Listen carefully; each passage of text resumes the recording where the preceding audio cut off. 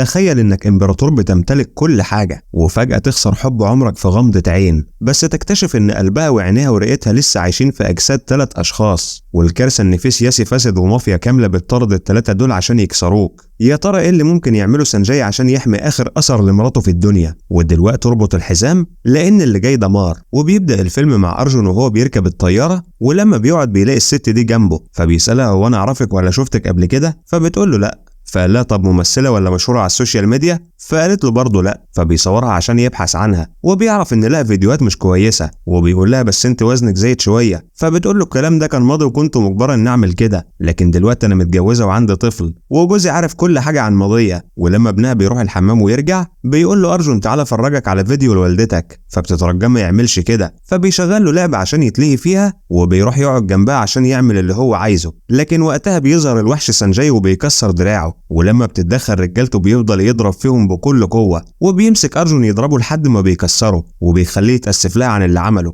وبيقول له الفيديو اللي انت شفته ده الماضي بتاعها، وهي خلاص نسيته، ودلوقتي عايزة تعيش الحاضر في سلام، وابنها ده يبقى المستقبل بتاعها، ولو فكرت تأذيها هخلص عليك. وبيرجع يقعد مكانه بكل هدوء. بعدها بنشوف الوزير برادان والد ارجون، واللي بيكون محبوب وليه شعبية كبيرة جدا، وبيسأل المساعد بتاعه ارجون وصل بالسلامة ولا لا؟ فقال له ايوه طبعا. فبيكسر الطبق على دماغه، وبيقول له اللي ضرب ابني لازم يجي تحت رجلي وخلص عليه. كلم المفتش براكاش يقبض عليه دلوقتي. ولما بيدور براكاش في ملفه بيلاقي ان عنده 49 قضية متعلقة خلال ال5 سنين اللي فاتوا، لكن مفيش بلاغ واحد اتقدم ضده. فبيقرر يروح يقبض عليه. ولما بيوصل القصر بيقول للمساعد بتاعه اكيد هو شغال في القصر ده عشان كده مش همه، فقال له القصر ده بتاعه لانه ملك. وبيدخل عشان يقابل مراته ساشي، وبيسألها فين جوزك؟ فقالت له هو عارف انك جاي تقبض عليه، فقال يوفر عليك ويجيلك بنفسه. وقبل ما يمشي بتقول له أأمن حاجة عشان ترجع اسم الشرطة سليم انك تاخد واحدة من عربياتنا. فقال لها مفيش أأمن من عربيات الشرطة. ولما بيخرج بيلاقي الشعب كله واقف قدام البيت ومكسر عربياتهم، فبيضطر يركب واحدة من عربيات سانجاي. وبيعرف ان كل الزحمة دي عشان سانجاي محبوب من الناس كلها، وكلهم مستعدين يضحوا بحياتهم عشانه. ولما بيرجع الاسم بيلاقي سانجاي هناك، وبيقول له رئيسه انت ازاي عايز تقبض على سانجاي؟ انت عايز تدمر المدينة على دماغنا؟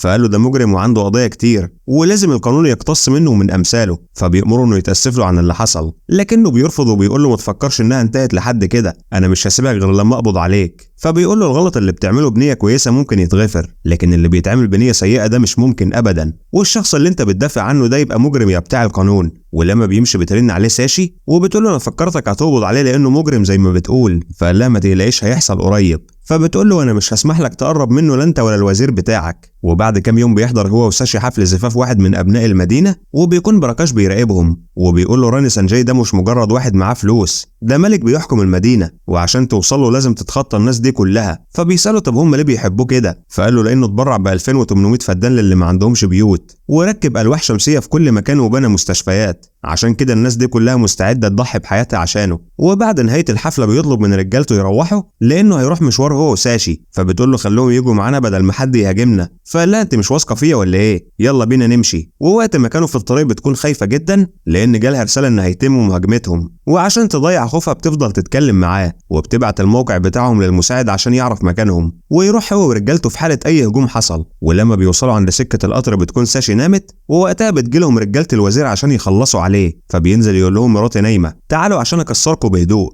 وبتكون ساشي صاحيه وشايفه كل اللي بيحصل، وبيبدا سانجاي يضرب فيهم بكل قوته وبيدمرهم واحد واحد، لكن بتجيله مجموعه تانية مسلحه، وقبل ما يضربوه بيلاقوا رجالته في كل مكان، فبيخافوا منهم ويهربوا. وما بيكونش سانجاي عارف ان رجالته موجوده. وفي اليوم التاني بيكونوا قاعدين مع بعض، فبتقول له فاكر الرسمه اللي كنت برسمها من شهرين؟ انا خلصتها وعايزاك تشوفها وتقول لي رايك فيها. فقال لها طبعا. فبتروح تجيبها وهي فرحانه، لكن لما بترجع بتلاقيه مشي لانه انشغل مع الناس في الشغل. فبتقول لها الست دي بلاش تخلي كل وقتك ليه لانه دايما مشغول. فقالت لها وقتي وحياتي وكل حاجه ملكه، انت ما تعرفيش انا بحبه قد ايه، ده زمان لما شافني بتهان ما استحملش وقرر يساعدني واتجوزني، وبرغم فرق السن اللي بينا بس احنا متشابهين جدا، هو اداني كل حاجه في حياتي ما عدا حاجه واحده بس وهي الوقت. وبنشوفه بعدها وهو بيتدرب مع رجالته، فبتجيله الست دي وبتقول له انا عايز افكرك ان بكره اليوم اللي قابلت فيه ساشي لاول مره. فقال لها مش عارف اشكرك ازاي، ده انا كنت ناسي. وبياخد ساشي المكان ده عشان يحتفل معاها وهي بتكون فرحانه جدا. في نفس الوقت بيكون ارجون بيحتفل بعيد ميلاده وبيعرف والده ان شهرته زادت في المدينه كلها وبقى عنده متابعين كتير، لكنه بيتصدم لما بيعرف ان الفيديو اللي اتصور له وهو بيتضرب في الطياره من سانجاي هو السبب، وبيكون مصدوم جدا لان ضيف ده عليه والوالده الوزير، واللي بيقرر انه لازم يخلص عليه في اقرب وقت. بعدها بنشوف ساشي وهي بتعمل اختبار حمل، ولما بتتاكد انها حامل بتفرح جدا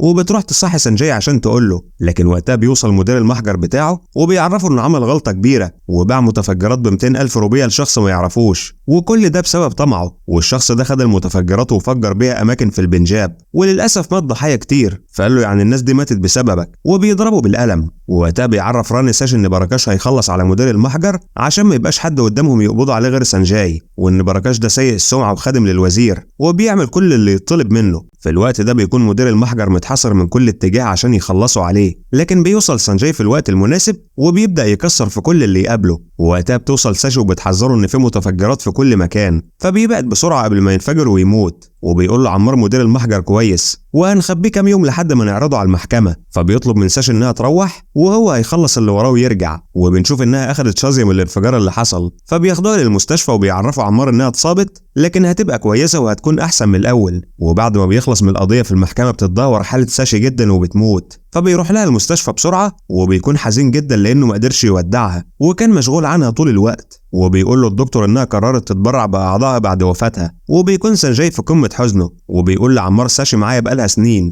ومعرفش هي بتحب ايه ولا بتكره ايه، انا كنت متوقع اننا هنقعد مع بعض فتره اطول من كده بس للاسف القدر كان اسرع مني وانشغلت عنها كتير. وبيعرفوا انها كانت حامل وكان حلم حياتها تجيب طفل منه، ويوم ما حلمها قرب يتحقق تموت. وبيكلم الدكتور وبيسأله في حد خد أعضاء من ساشي؟ فقال له أيوة، الرئة والقلب والعينين وكلهم من مومباي. فبيطلب منه بيانات الناس اللي تم التبرع ليهم وبيقرر يسافر عشان يطمن عليهم بنفسه. ولما بيكون في محطة القطر بتجيله رجالته وبيقولوا له احنا هنسافر معاك لأن ده واجبنا تجاهك. وبيوصلوا مومباي وبياخدوا تاكسي، ولما بيوصلهم المكان المطلوب بيديله سانجاي فلوس كتير وبيدوروا على ولد اسمه قمر الدين وده اللي أخذ الرئة بتاع ساشي. وبيسأله عامل ايه دلوقتي؟ فقال له من بعد ما عملت العملية وانا قاعد كده مش عارف اعمل حاجة. وبيعرفوا انه من صغره والده ووالدته سابوه عند محطة القطر وممكن يكون كان عندهم مشكلة اكبر مني. عموما انا عايش هنا احسن حياة وعندي اكبر اوضة نوم في المدينة كلها وباكل من اي اكل يجيلي. فبيسأله نفسك في ايه دلوقتي وانا اجيبهولك؟ فقال له عايز اكل وهدوم. فقال له بس كده؟ حالا هيكونوا عندك. فقال له بس انا عندي شرط، عايزك تجيب اكل وهدوم لكل المنطقة. وفعلا بيوافق وبينفذ طلباته وبيفضلوا يلعبوا وبيقضوا مع بعض وقت جميل. بعدها بتيجي الدكتورة اللي بتتابع حالة قمر الدين عشان تطمن عليه وبيسألها سانجاي الدخان ده جاي منين؟ فبتقول له بسبب المخلفات والنفايات الطبية اللي بتتحرق هنا كل يوم، ده في 36 حالة وفاة حصلت السنة اللي فاتت وده بسبب الفشل الرئوي. وانهم قرروا يعملوا مركز تسويق تجاري على مساحة 8 فدادين وخرجوا الناس من بيوتهم، لكن جسم سارس موفيرات اشترى نص الارض من 7 سنين واستحوذ على المنطقة ومش باقي غير الارض اللي الناس عايشة عليها وكمان عايز ياخدها منهم. فبيقرر سانجاي يشتري الجزء اللي لسه عشان يحافظ على حياة الناس. وبيروح بعدها يقابل البنت اللي اخدت عينين ساشي وبيلاقي الراجل ده عصبي جدا وطريقته وحشة في التعامل مع الناس. ولما بيدخل يشوفها بيفتكر ساشي وبيسألها عن سلسلة جوازها، فقالت له انها بعتها عشان تكمل اجراءات العملية. وبيكون ملاحظ ان الشخص ده متضايق من وجودهم فبيقول لها دي واحدة تانية بدل اللي اتباعت وبيطلب من جوزها يلبسها لها. وبعدها بيروح المستشفى اللي فيها البنت اللي اخدت قلب ساشي عشان يطمن عليها، لكنه بيلاقي حالتها صعبة جدا وممكن تموت. فبيعمل نفسه كاهن وبيدخل لها وبيكلم اكبر دكتور قلب في البلد. وبتوصل الدكاتره وبيعملوا اللي الدكتور بيقول لهم عليه من خلال مكالمه فيديو لحد ما فعلا حالتها بتستقر. وبعد ما بيطمن على كل الحالات بيقرر يرجع بلده. في نفس الوقت بنشوف الوزير عامل مؤتمر في الشارع وبيقول للناس ان الفيديو بتاع ابنه ذكاء اصطناعي ومستحيل يكون حقيقه واعدائه هم اللي عملوا كده عشان يتعزل من منصبه وبيحاولوا باي طريقه انهم يشوهوا صورته. ووقتها بيعدي سانجاي ورجالته من نفس المنطقه واللي بتكون زحمه جدا وبالصدفه بيشوف الوزير وبيتوتر وبيأمر ارجون ياخد رجالته ويروح يخلص عليه، لكن بيهرب سانجاي في الوقت المناسب فبيطلع وراهم باقصى سرعه. وبعد مطارده طويله بيرمي عليهم ارجون مولوتوف عشان يخلص منهم، لكن بتقع واحده منهم في العربيه بتاعته عشان تنفجر ويموت. وقتها بيوصل سانجاي للمحطه وبيطلب من عمار يستنى هنا عشان يمسح اسامي ال3 اشخاص من سجل التبرعات عشان محدش يعرف عنهم حاجه. ولما بيكون في الطريق بيكلمه الوزير وبيقول له انا هخلي حياتك جحيم عشان اللي عملته في ابني. فقال له انا مراتي ماتت وانت مالكش ذنب وابنك مات وانا ماليش ذنب. فقال له لا في فرق، انا ابن ميت، لكن انت مراتك اعضائها عايشه في اجسام 3 اشخاص، واوعدك ان يخلص عليهم قدام عينيك. فقال له يبقى انت اللي حكمت على نفسك، ما ترجعش بقى في الاخر تطلب مني ارحمك. وبيوقف القطر وبينزل هو ورجالته. في الوقت ده بيروح كام واحد يولعوا في الزباله، برغم انهم شايفين الناس حواليهم تعبانين، وكمان بيضرب واحد منهم الشخص ده. لكن بيوصل سانجاي في الوقت المناسب وبيفضل يضرب فيهم بكل قوته لحد ما بيكسرهم وبيندمهم على كل اللي عملوه. اما الوزير فبيجتمع مع المحققين وبيعرف ان ال3 اشخاص اللي تم التبرع عليهم مالهمش اي بيانات، فقال لهم اكيد هنوصل لهم، اعملوا المستحيل ويعرفوا مكانهم. وبيروح سانجاي لفايدي وبيلاقيها زعلانه جدا لان حماها مضايقها، وبيعرفها والدها انه مش عايزها تشتغل وتفضل قاعده في البيت، فبياخدها عشان يوديها لجوزها لانهم اكيد بيحبوا بعض. لكن حماها ما كانش عايزها تدخل البيت غير لما تشيل فكره الشغل من دماغها، فبتضطر انها توافق وبيدخل عشان ياكل معاهم. وقبل ما يمشي بتشكره على كل اللي عمله معاها. بعدها بيروح عشان يقابل نيشا وبيقول لوالدها ان بنته قلبها ضعيف جدا وكانت متعلقه بشخص وبتحبه، لكنه فجاه قرر يبعد عنها عشان كده تعبت، والمشكله انه هيتجوز ولو عرفت ممكن تموت. فبيروح عشان يقابله في الجيم وبيقول له اي حد يتمنى يلاقي بنت زي نيشا تحبه. الحقيقه انا مش عارف هي بتحبك على ايه، بس عموما انا حبيت اعرفك انها لو عرفت انك هتتجوز واحده غيرها ممكن تموت. فقال له انا مالي، اللي بيني وبينها خلاص انتهى وموضوعنا خلص من زمان، تعبها ده بقى ما يخصنيش في حاجه. فبيتعصب عليه وبيضربه هو والمدرب بتاعه. في الوقت ده بيجيب الوزير مدير المحجر وبيصوروا فيديو وبيخليه يعترف ان سانجاي هو اللي طلب منه يبيع المتفجرات اللي اتضربت في البنجاب، وبيطلب من الضباط ينشروا الفيديو على كل وسائل التواصل، وبيخلص على مدير المحجر بنفسه. وبيتم اصدار قرار باعتقال سانجاي وبتتوزع صوره في كل مكان. وبنشوف سانجاي وهو بيتخيل ساشي جنبه وبتقول له مش كفايه انك اطمنت على ال3 اللي اتبرعت لهم، انا عايزك تعمل المستحيل وتخليهم عايشين في امان. فبيقرر ينفذ طلباتها. ولما بيروح براكاش للبيت بيلاقيه مستنيه وبيفضل يضرب فيه بكل قوه. لكن لما بتوصل مراته وابنه بيعمل انه بيسلم عليه وبيقول له هتفتكر اني اخاف منك، انا بس محترم البدله اللي انت لابسها، يا ريت تراجع نفسك لان الوزير مش هيقدر يحميك مني. وبيسيبه ويمشي. بعدها بيروح يقابل رجل الاعمال فيرات وبيعرفه المساعد بتاعه ان ده اللي اشترى ال20 شقه في المكان اللي كانوا هيعملوا فيه المشروع بتاعهم، وهو اللي بوظ عليهم كل حاجه. فقال له خليه يجي عشان نمضيه على تنازل ونخلص عليه ونكمل المشروع. ولما بيوصل بيقول له انا عارف كل حاجه عن مشروعك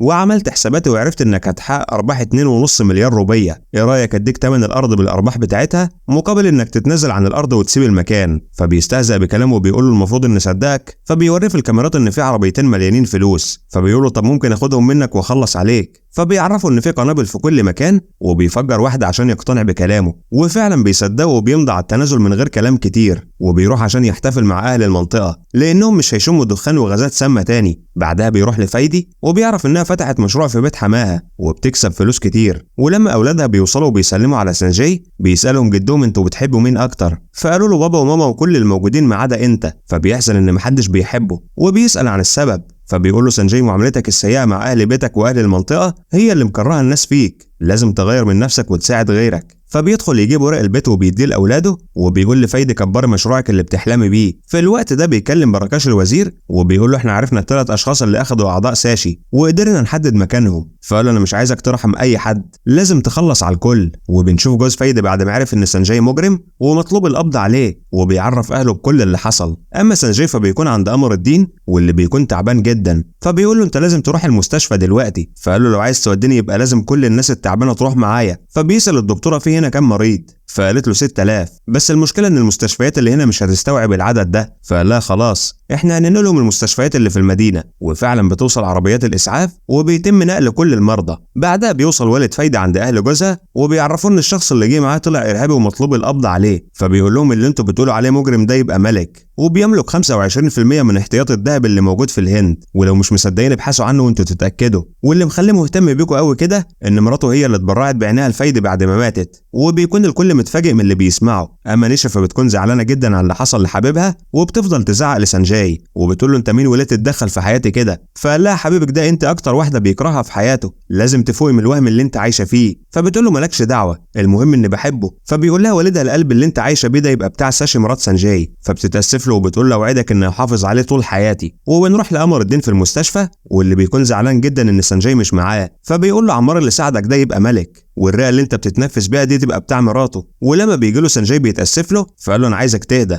انت لازم تقوم واشوفك بتلعب قدامي، احنا لسه عايزين نسافر وننزل البحر ونتسلق الجبال سوا. ووقتها بيعرفوا عمار ان الدكتور اللي هيعمل العمليه لقمر الدين هيوصل من دبي كمان 20 دقيقه. في نفس الوقت بتدور رجاله الوزير على ال3 اشخاص، لكن ما بيلاقوش حد منهم لان الكل راح المستشفى اللي فيها قمر الدين. وبتفتح اخت نشا بث مباشر من المستشفى عشان تعرف الناس اللي سنجاي عملوا مع اختها وفايدي وقمر الدين، وبتقول لهم انه هيعمل عمليه صعبه دلوقتي، وبتطلب من الكل يدعي له. وبسبب البث ده بتعرف رجاله الوزير مكانهم وبيوصلوا المستشفى وبيلاقوا ابوابها مقفوله. فبيكلم عمار سنجاي وبيعرفه اللي حصل، فقال له حاول تعطلهم على قد ما تقدر لحد ما اجيلك. وفعلا بيبداوا يواجهوهم وبيكسروا في كل اللي يقابلوه، لكن عددهم بيكون كبير وبتقدر العصابه تدمرهم. وقبل ما يخلصوا عليهم بيوصل سنجاي وبيتعامل معاهم بكل قوه وغضب، وبيفضل يضرب في كل اللي يقابله بكل قوه لحد ما بيخلص عليهم بالكامل هو ورجالته. في الوقت ده بيوصل الدكتور للمطار، لكن بأوامر من الوزير بيعطلوا الاجراءات عشان يتاخر على العمليه. اما سنجاي فبيروح للوزير وبيقول له الدكتور هيروح المستشفى دلوقتي وهيعمل العمليه لقمر الدين وهيبقى كويس، وكل اللي تم التبرع عليهم هيعيشوا حياه سعيده. فقال له برضه مش هسيبهم واخلص عليهم. فبيضربوا كام ضربه وبيقول له دي عشان فكرت بس، جرب تفكر تاني وانا هخلص عليك بنفسي. وقتها بتنجح عمليه قمر الدين وبيدخل يطمن عليه هو ونيشا وفايدي، وبيوصل براكاش عشان يقبض عليه وبيتاسف له وبيقول انا كنت غلطان، انت تستاهل كل خير بس انا مضطر اقبض عليك، ارجوك تسامحني. ولما بيخرجوا بيلاقوا كل سكان المدينه قدام المستشفى لان الكل بيحبه، فبيضطروا انه يسيبه ويمشي. فبتفرح الناس وبيحتفلوا معاه، وبكده بينتهي الفيلم. اتمنى لو عجبك تشترك في القناه وتفعل الجرس عشان يوصلك كل جديد.